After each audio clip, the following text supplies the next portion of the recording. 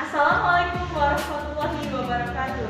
Halo anak-anak, jumpa lagi dengan Ibu Tumi, di mana pembahasan kali ini kita masih membahas tentang virus. Nah, konsep yang kedua ini kita membahas tentang reproduksi virus dan peranannya bagi kehidupan kita. Baiklah, simak video berikut ini. Jangan lupa untuk dicatat informasi video yang berikut ini. Terima kasih. Replikasi dan peranan virus. Proses replikasi virus itu dapat diamati dengan jelas pada bakteriofag yang menyerang bakteri E. coli.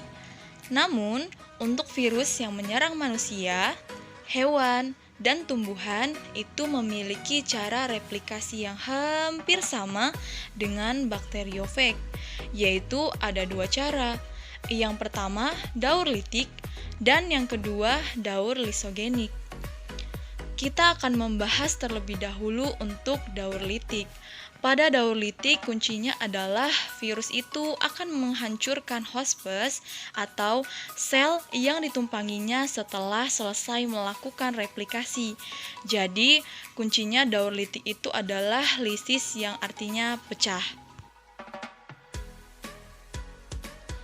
Tahap yang pertama adalah adsorpsi atau penempelan.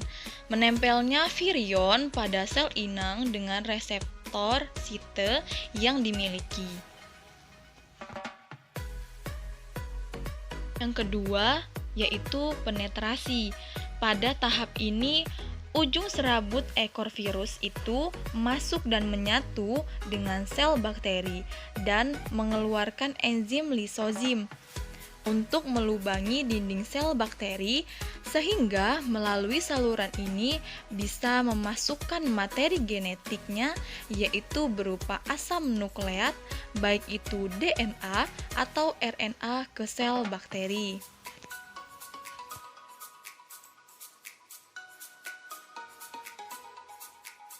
Yang ketiga yaitu sintesis atau eklivase.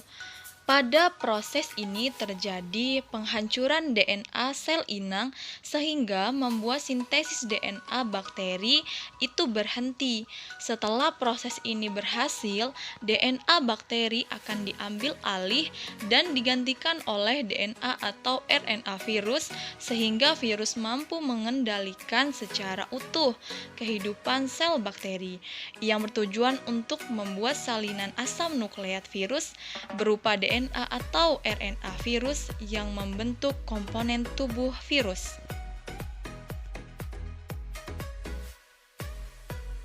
Tahapan yang keempat yaitu perakitan, di mana komponen tubuh virus yang terpisah tadi akan dirakit sehingga membentuk virus-virus bakteriofag yang lengkap.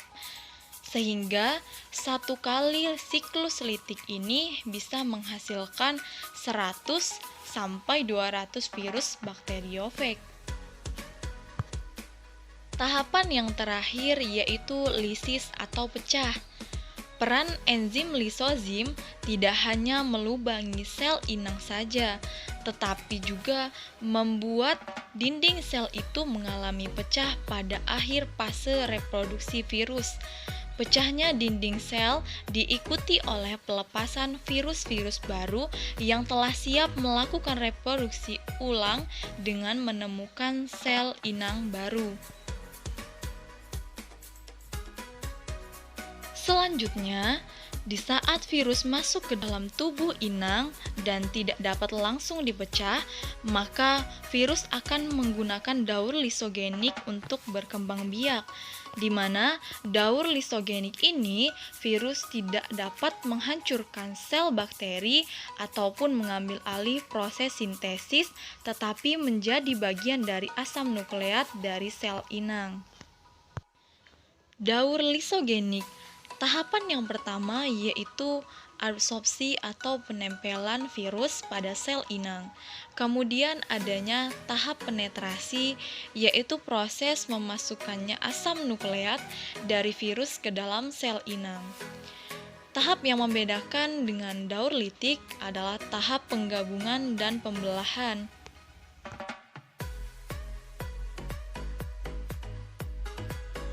Untuk tahap penggabungan terjadi ketika inang yang virus tempati itu cukup kuat sehingga virus tidak bisa mengambil alih kembali. Jadi, materi genetik dari virus akan bergabung dengan materi genetik inang dan kemudian membentuk profag. Tahap pembelahan, yaitu sel inang mengalami fase pembelahan dan profag ikut membelah sehingga setiap sel inang mengandung profag.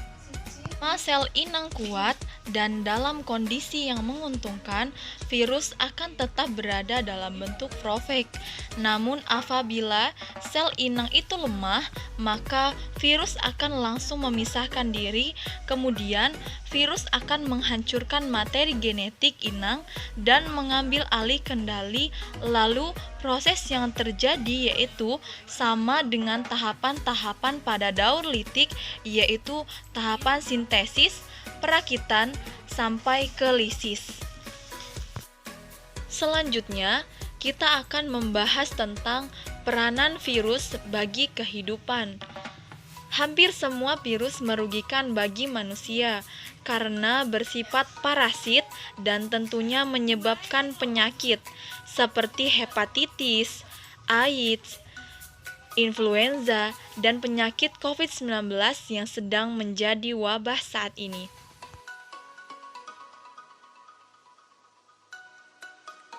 Virus yang menguntungkan ini biasanya digunakan dalam bidang rekayasa genetik dan penelitian di bidang kedokteran.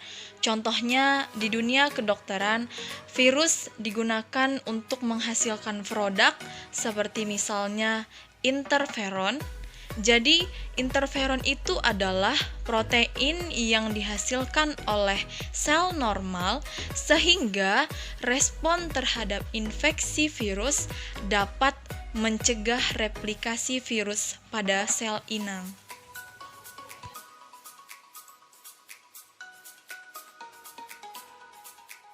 Selanjutnya, profag dapat digunakan untuk mengubah fenotip bakteri, misalkan untuk menghasilkan suatu antigen seperti pada sel manusia. Caranya adalah DNA virus digabungkan dengan gen manusia, yaitu gen penghasil antigen.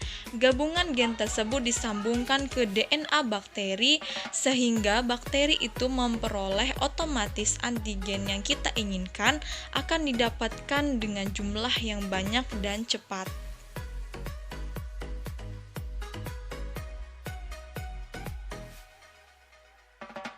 Berikutnya yaitu vaksin. Mikroorganisme patogen yang telah dilemahkan patogenitasnya, namun sifat antigenetisnya tetap ada. Contohnya vaksin untuk polio, vaksin untuk hepatitis, dan vaksin MR. Jadi, fungsi vaksin itu sendiri untuk merangsang sistem pertahanan tubuh untuk memproduksi daya imunitas tubuh.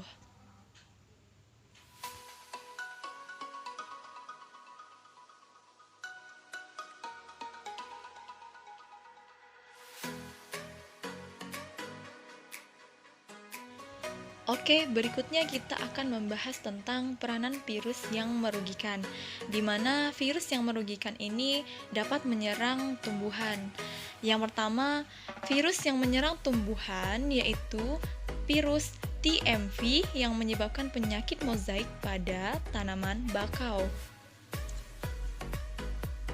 Kemudian yang kedua ada CVPD yang menyerang jaringan phloem pada tanaman jeruk. Yang ketiga ada PYDV yang menyerang tanaman kentang sehingga kentang menjadi warna kuning dan kerdil. Dan yang keempat, virus tungroh yang menyerang tanaman padi sehingga tanaman padi juga menjadi kerdil. Virus yang menyerang hewan itu ada RSV yang menyebabkan tumor pada ayam. Yang kedua ada bovina papillomavirus yang menyebabkan tumor pada sapi. Kemudian yang ketiga ada NCDV, penyakit tetelo pada unggas. dan masih banyak lagi peranan virus yang merugikan pada hewan.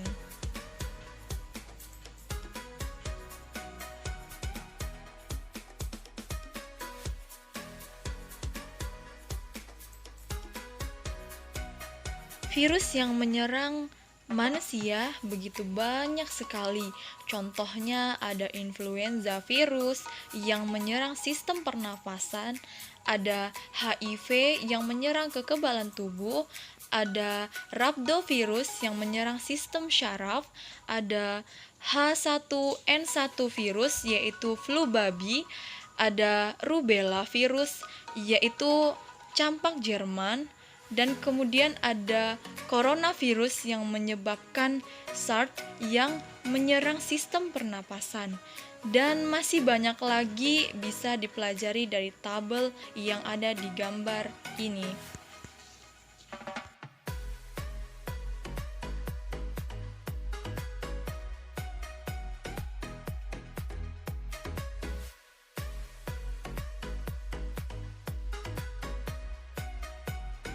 Itulah materi virus, di mana virus ini memiliki struktur tubuh, ciri-ciri tubuh, reproduksi tubuh, dan peranannya bagi musim kita.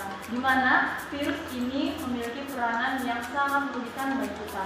Maka di masa wabah COVID-19 ini, jaga kesehatan, jaga imunitas, dan stay at home.